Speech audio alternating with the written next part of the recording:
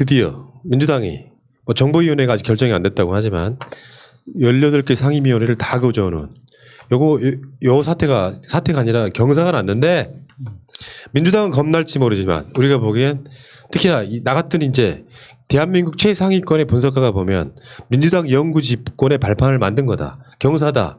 박수 한번 치고 시작합시다. 예.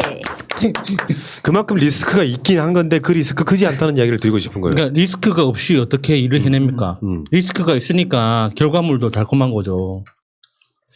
얘네가 왜 이렇게 법사위원장에 목을 매다는가. 그런데 거기서 체계 작구 심사권은 절대 포기하지 않는 상태에서 법사위원장을 달라.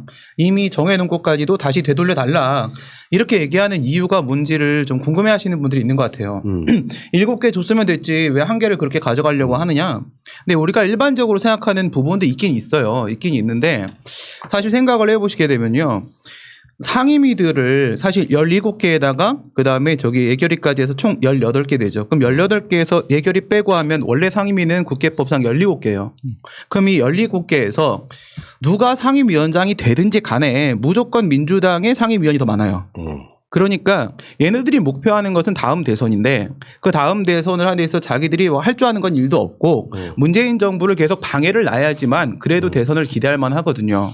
근데 이 상황에서 본회의에서도 숫자에서 밀리지 각각의 모든 상임위에서도 숫자에서 밀리지 그러니까 방해를 할 수가 없는 거예요. 그러면 딱 중간에 병목을 하나 잡아놔야 되거든요. 그 병목에서 법사위원장을 딱 잡아놓고 여기서 방해하는 것 외에는 할 수 있는 일이 없기 때문에 7개 줘봐야 소용이 없어요. 지금 7개 오늘도 안 갖는다고 했는데 결국은 상임위원들이 다 민주당 사람들이에요. 여기서 자기들이 상임위원장 7개를 해버리면 그에 대한 책임만 지는 상황이 되거든. 결국 그래서 이 병목 잡으려고 법사위원장 이거 끝까지 못 놨던 건데 결국 우리는 안 내준 거죠. 네. 그러니까 김태년 원내대표가 정말 그 근래 보기 드물게 맞아. 잘 하는 것 같아요. 잠깐만. 우리들이- 욕할 때는 언제고? 우리들이 그러니까 저는 욕한 적 없어요. 아니, 그러니까 보통 네. 사람들. 그러니까 이게 우리들 눈높이에 딱 맞는 정도의 행동들을 정말 고급스러운 정치 언어를 사용해 가면서 차근차근 제대로 하는 것 같아요. 우리 야수님이랑 닮았어요. 예, 그런 이야기 들은 적 있습니다. 풍채가. 예. 너 김태년이냐? 뭐 이렇게. 네, 김태면. 네. 그랜드 태년. 이게 최종 안이 뭐였냐면 법사위원장은 일단은 민주당이 할게. 이건 명분이 있는 얘기예요. 그러니까 저쪽의 명분은 여당을 견제할 수 있는 유일한 장치가 법사위인데 법사위를 우리가 하겠다라고 하는 그 상황에 민주당의 명분이 더 크다는 건 압도적으로 민주당한테 이걸 몰아준 이유가 끌려가지 말고 당신들 마음대로 한번 이끌어 보세요라는 메시지가 강하다면 법사위가 아까 신민님 말씀처럼 병목에 그러니까 발목 잡을 수 있는 유일한 도구인데 맞아요. 네. 실제로 지금 21대 국회의 민심은 그게 아니므로 이번에는 발목 잡지 못하게 민주당이 법사위를 하겠다라고 하는 명분이 저는 훨씬 더 크다고 보는 상황이거든요. 그래서 민주당 입장에서는 그러면 다음에 후반기 원구성할 때는 박병석 의장이 중지한 게 그거잖아요. 그때 정권 교체가 이루어질 수 있는 대선이 있는 시기이기 때문에 대선에서 여당이 가져가는 걸로 합시다라고 했는데 이걸 끝까지 안 받아들인 상황인 거예요. 못 봤지 못 야, 봤지. 조호영 똑똑하디. 못 봤지. 그러니까 그게 이제 명분이었고 내가 봤을 때는 법사위를 못 가져올 바에는 민주당의 덕제 이렇게 몰고 가려고 그렇죠. 했던 저 사람들의 요 전략이 그러니까 전략이 없는 거죠. 사실 알고 보면 방법이 없는 거예요.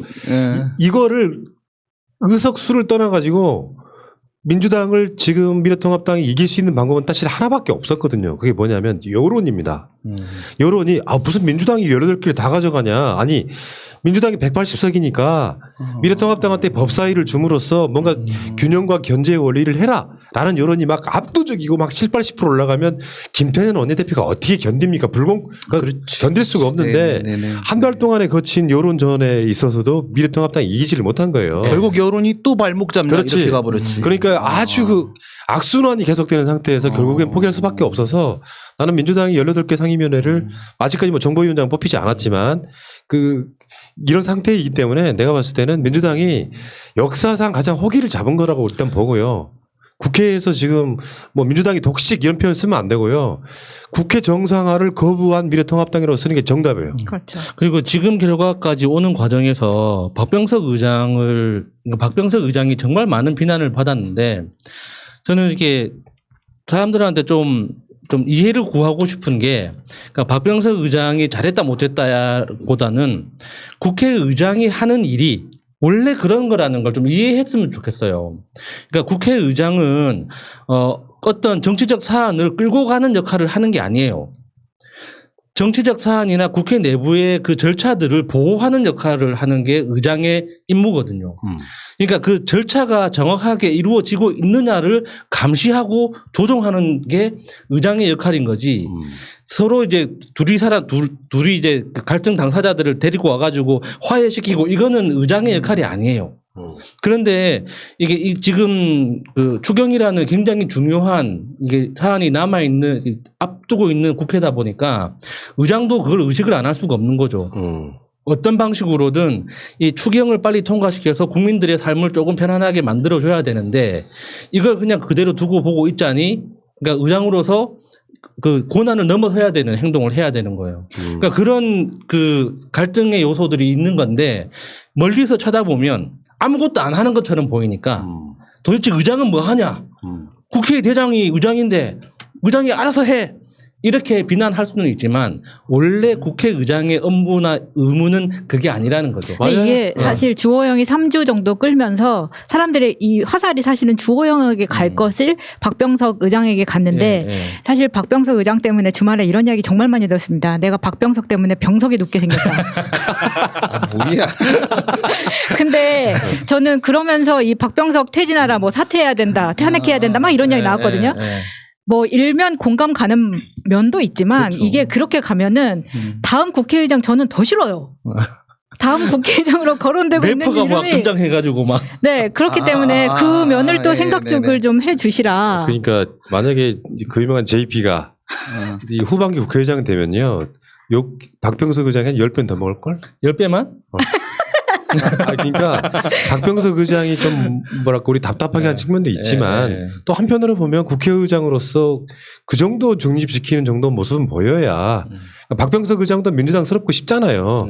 근데 그냥 바로 민주당 말 다 들어준다고 하면 전반기 21대 국회가 제대로 돌아가겠어요? 국회의장 때문에 못해 먹겠다고 난리가 나고 그러면서 계속 발목 잡기가 될 게 있으니까 어쨌든 간에 6월 안에 그것도 뜻깊은 6.29 그 날에 이런 결정을 내렸다고 하는 것은 정말 대단히 잘한 일이다. 이렇게 말씀드리고 싶어요. 호흡이 진짜 저는 잘 맞았다고 생각을 하는 게 이 박병석 의장은 자신의 역할을 한 거고 이 김태년 우리 대표가 원내대표가 전 너무 잘했다. 왜냐하면 이미 도망가서 여기저기 템플스테이를 하고 돌아다니고 있는 상태인데 어떻게든 지금 끌어내려가지고 국회를 데리고 왔잖아요.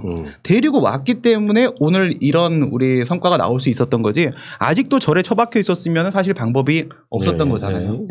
언제가 절에서 고기도 못 먹고 그러고 싶겠어요? 그래서 밑에서 다 팝니다. 입구에서 다 고깃집 있잖아요. 냉면 밑에다가 고기 깔아가지고.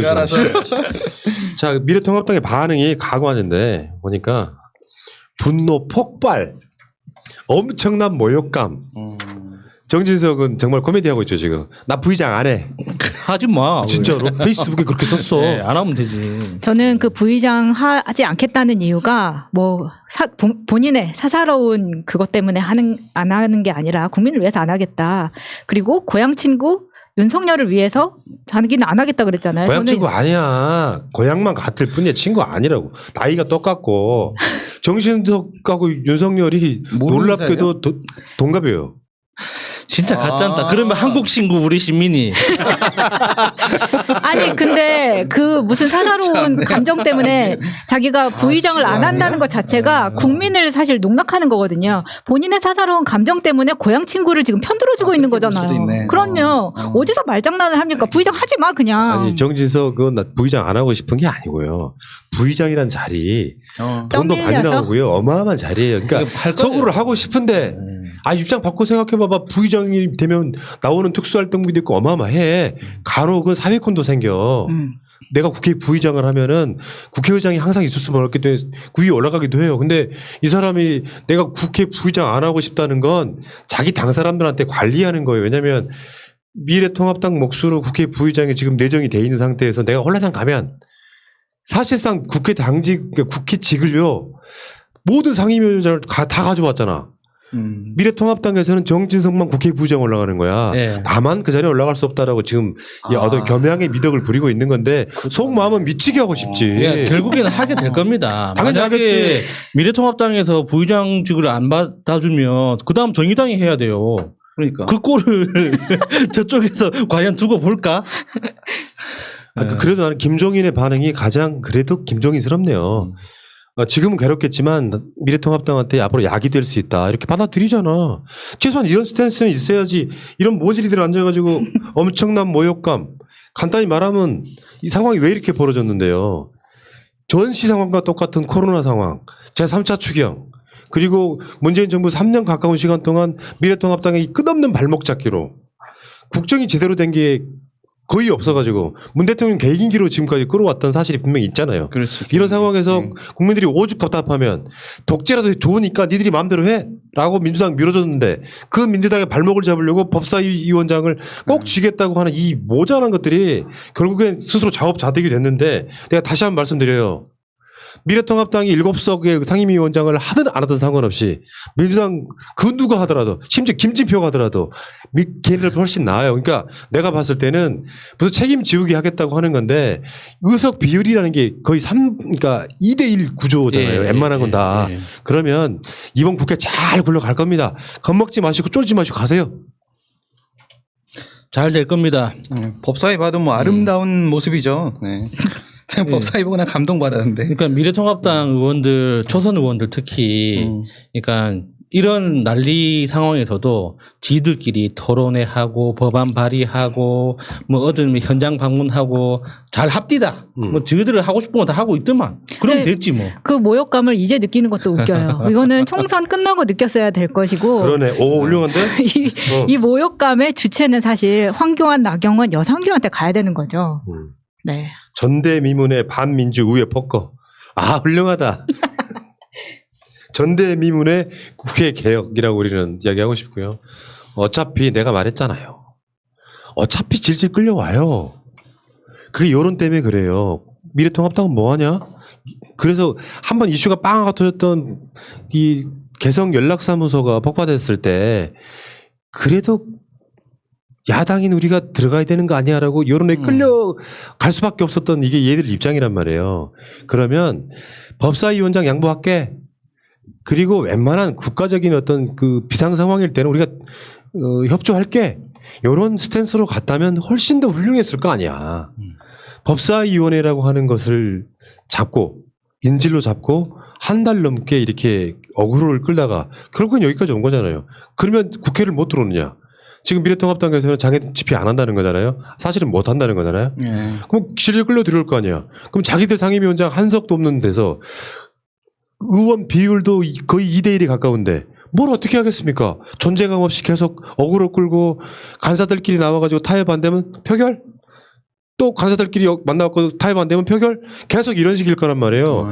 그런데 거기에 가장 발목을 잡을 수 있는 각 상임위원장들이 다 민주당이 됐으니까 20대 국회처럼 걸거치는 건 거의 없을 거야. 한 달 걸리던 일이 최소 하루만 해도 되는 일을 한 달 걸렸던 것들이 이제 일주일이면 끝날 거라는 이야기예요. 그러면 국민들이 바라는 게 뭐예요?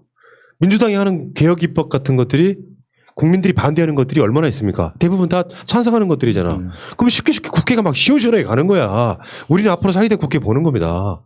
그런데 여기 전략도 없이 덤벼가지고 꼭 이런 식으로 전대미문의 반민주의 포커라고 이렇게. 그러니까 뭐 미래통합당 입장에서 그런 식으로 표현할 수는 있어요. 그런데 3년 전부터인가 4년 전부터인가 제가 똑같은 이야기를 이렇게 이게 계속 물어보고 있는데 그래서 미래통합당이 뭘 하고 싶어 하냐고. 그러니까 민주당이 법사위원장을 하는 걸 반대를 해. 그럴 수 있죠. 미래통합당 입장에서는 우리가 가져가면 좋은 거니까. 그래서 미래통합당이 법사위원장을 가져가고 각 상임위원장 확보하고 그래서 민주당을 견제해서 이루고 싶은 정책이나 미래의 그림이 있냐고. 그게 중요한 거 아닙니까? 미래통합당은 아직도 자기 제1번 미션이 뭡니까? 당 재건이잖아. 당 재건은 지금 집안 사정인데 그것 때문에 왜 국민들이 양보를 해야 되냐고. 예.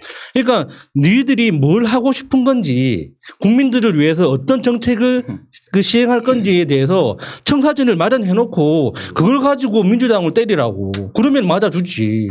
근데 아무것도 없이 아니 절차적으로 하자가 있는 것도 아니고 무슨 선거에 불법이 있었던 것도 아니고 뭐 도대체 왜 반대를 하냐고. 그래서 오늘은 그냥 신이 나는 날이죠.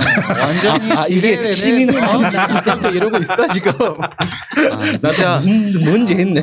제가 이렇게 기분 좋아하는 이유가 있습니다. 어떤 방송도 이 표현 안 하던데 오늘부로 미래통합당은 식물정당이 된 거예요.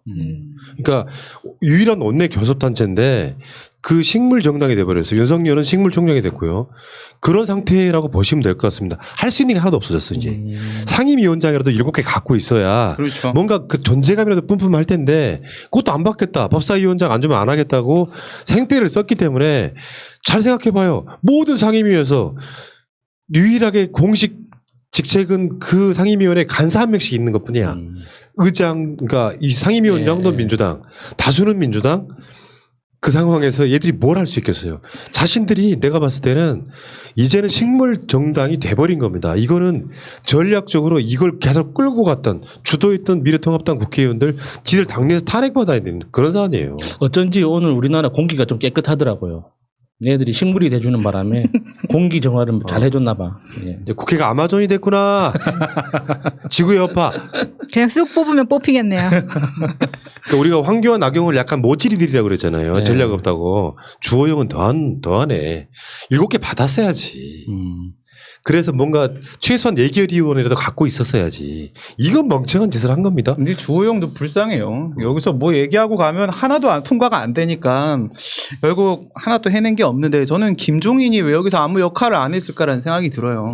여기서 뭐 이런 얘기 지금은 괴롭지만 약이 될 수 있어. 이거 아무나 할 수 있는 얘기 이런 얘기를 하는데. 아, 그렇네. 이거 TV 보던 사람이 할 수 있는 그냥 이건 이야기지. 뭐 힘들면 이게 약이야. 뭐 실패는 성공의 어머니야. 뭐 이런 얘기 그냥 한 거밖에 없는 거고 결국은 이 상황이 레임덕 없는 문재인 정부의 완료를 짓게 될 것이고 그리고 정권 재창출로 이어질 수밖에 없어요. 그러네. 그러니까 이거를 막았어야 돼. 김종인은 어떻게든. 문 대통령은 진짜 정치에 있어서 실력 이런 걸 떠나서 운빨 최고다. 야당복은 정말 최고지. 봐봐. 국회가 끝날 때가 대통령의 임기잖아요. 지금은 딱 그렇게 맞물려 있단 말이에요. 대부분 얽혀 있는데 이 상황에서 상임위원장 18개를 다 갖고 있던 역대 최강의 대통령은 되는 거 못할 아니에요? 게 뭐 있어 지금. 우리 민주계열뿐만 아니라 역대 이렇게 강력한 여당을 갖고 있었던 적이 있었나요? 그러니까 이게 진보 진영에서 활동하시는 분들이 지금 이 기회에 법안을 통과시키고 싶은 게 있다면 비판보다는 어떻게 내가 원하는 그 법안이 통과될 수 있을지 민주당과 긴밀하게 협조하는 게 현실적으로 더 유리할 거예요. 그러니까 진보 정당이나 나머지 어떤 노조를 비롯한 여러 운동 단체들도 지금 문재인 정부가 시행하고 있는 거 마음에 안 드는 구석 분명히 있겠죠. 그러니까 왜 마음에 안 드는지도 이해하지만 지금 이 기회가 아니면 언제 다시 돌아올지 모릅니다. 그러니까 지금부터는 문재인 정부를 공격하고 비판하는 것보다는 자신들에게 필요한 어떤 그런 정책이나 법률에 대해서 적극적으로 어필을 하는 일을 시작해야겠죠. 정말 맞는 말입니다. 자, 여기 잠깐만요. 그 아까 돌잡은 볶음 여기에 이 352-1689-2968-73이에요. 73. 본인이 잘못 보내놓고 미안하다는 소리 안 하냐. 우리 방송 중에 당황스럽거든요. 이런 상황이 되면. 73. 꼭 기억하시기 바라겠고요. 73. 그리고 어차피 문자로 물어보시면 답을 해주실 테니까. 자, 그 이야기 넘어가고. 많이 좀 구매해 주세요. 이런 분들이 잘 살아나야 됩니다. 자, 어쨌건 민주당은 지금 우리가 보기엔 사상 최강의 지금 민주당이 돼 있는 거거든요. 잘 해서 21대 국회에서 민주당이 밀어줬더니 미래통합당 없는 게 낫겠다라 하면요. 다음에는 200석 넘게 밀어주겠죠.